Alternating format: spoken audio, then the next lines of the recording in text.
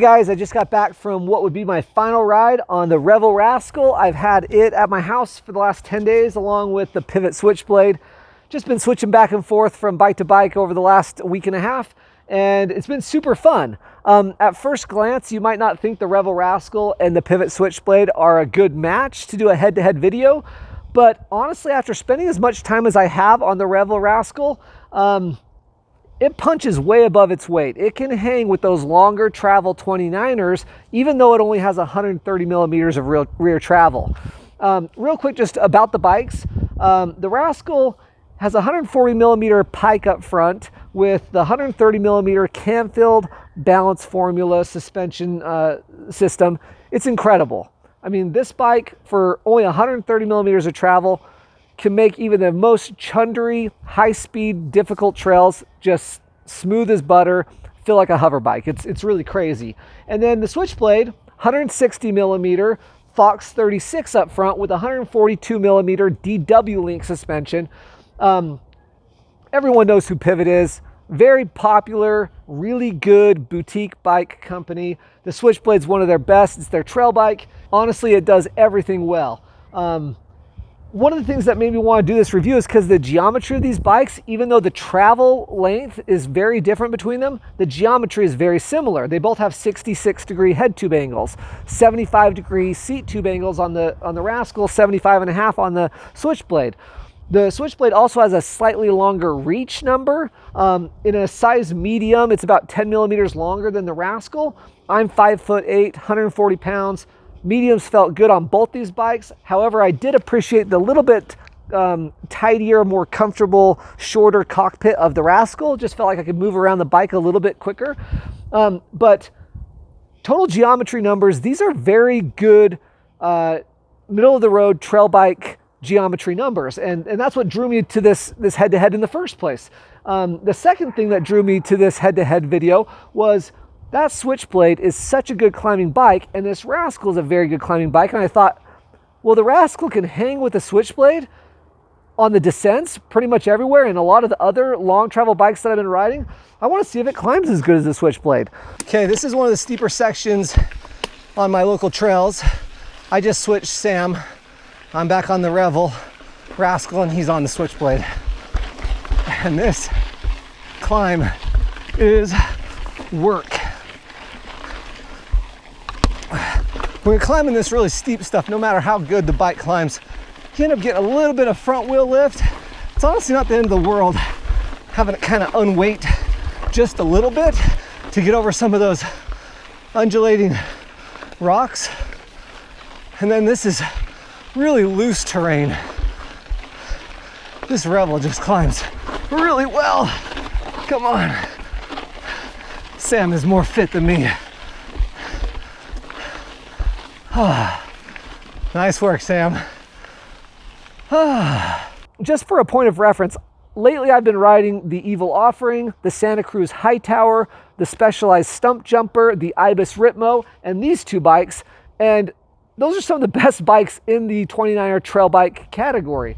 So taking these out for the last 10 days, I can tell you emphatically that the Switchblade is the best climbing longer travel 29er trail bike available. It's unbelievable what Pivot has done with that DW Link.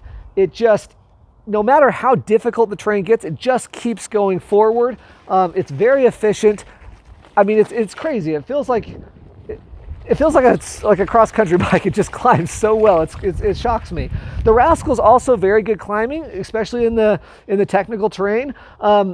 In the long travel 29er category, I would say this is maybe the second best climbing bike. Even though it's a shorter travel bike, it's really capable climbing bike. So similar geometry, they both climb really well. Of course, I give the nod to the Switchblade in the climbing department. Let's talk about descending. So the Pivot Switchblade is that bike that just sticks to the ground. The faster you go, the more it starts to wake up. So once you start getting to that 30, 35 miles per hour through some really chundery sections of trail, it really starts to wake up and say, oh, okay, now we're going my speed. This is what I want to do. The Switchblade is just made to just go mock chicken at any speed and super composed, stable while doing it. The Rascal is right there nipping at its heels.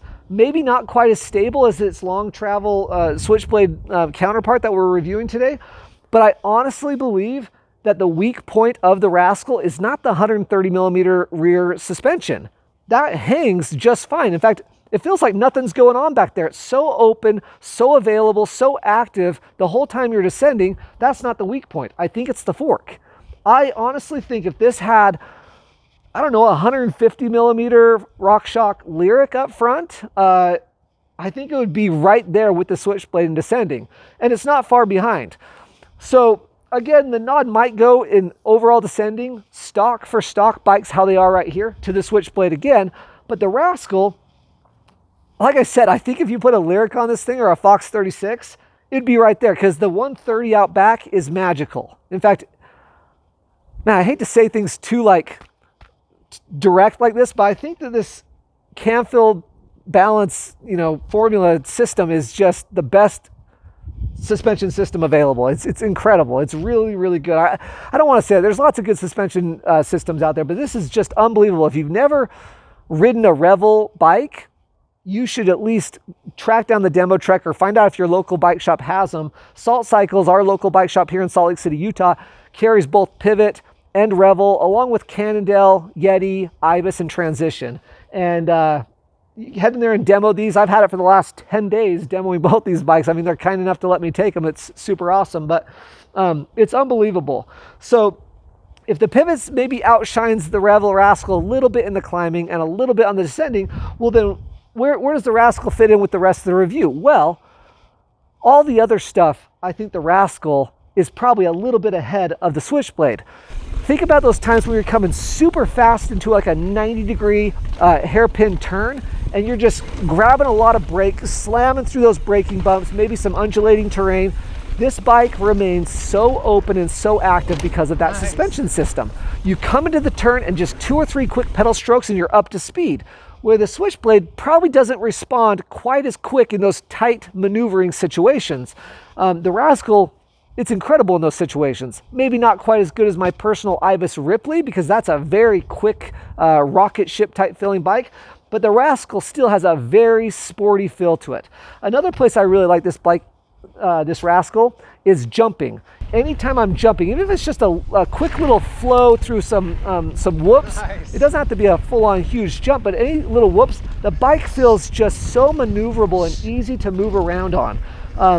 Again, at 5'8" on this size medium, I feel like they nailed the geometry on this bike. It's so tidy and so easy to move around on. I love it. And again, I think a lot of what I'm feeling is that rear suspension. It's incredibly active and awesome. It's really, really good.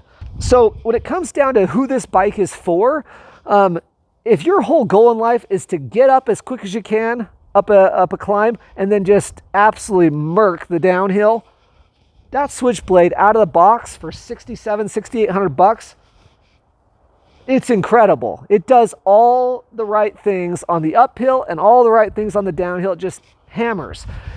If you want to go full around, jib around, screw around on all sorts of different trails, this Rascal might be the more versatile bike. It's maybe not good at just the climbing and the descending, quite as good as the Switchblade, although with the Lyric, I think it would be right there descending. It does all the other stuff so well, and I feel like completely connected to this bike the whole time. Very rewarding bike to pedal uphill, to ride on the more flowy trails that I see a lot of people out riding. I wish I could demo this Rascal with a Lyric, because that would probably really open my eyes to what the capabilities are of this Rascal. But again, for $7,000 or $7,200, this comes so equipped so nice. Both of these are boutique brands. They're a little bit more expensive, but if this is the hobby you love, it's only money. Just go get the one you like, But overall, I'm kind of leaning toward the Rascal just a little bit right now. After 10 days of riding these bikes back to back, just because of the feel I get on all the different parts of trail, the flowier sections, the real rhythmy sections. I feel like I get into a real good cadence, a real good rhythm and flow on this bike. They definitely feel like a different suspension platform for sure. Like you can feel just pushing on the bikes, manual on the bikes. They feel different, but considering you got a 160 fork on the Switchblade only a 140 pike on this Rascal, this thing keeps up surprisingly well.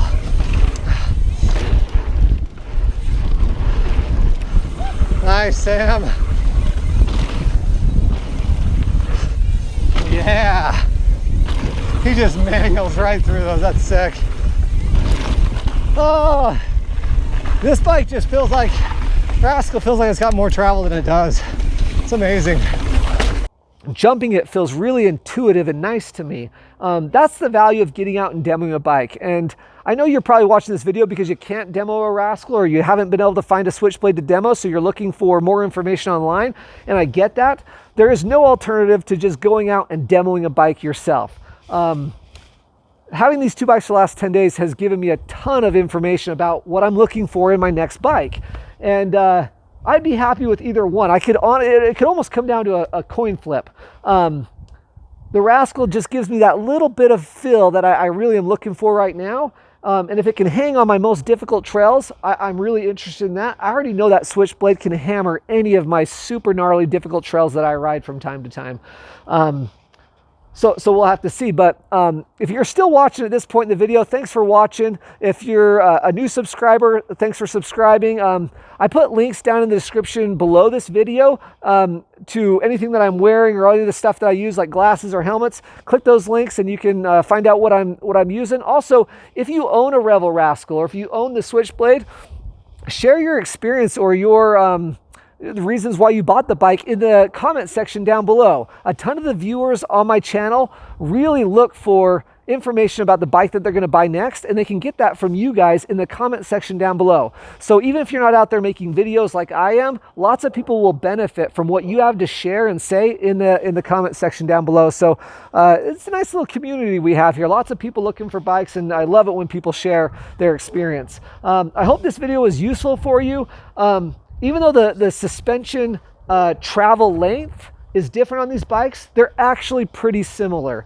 A lot of similarities. The geometry is just really what spoke to me. I love that 66-degree head tube angle.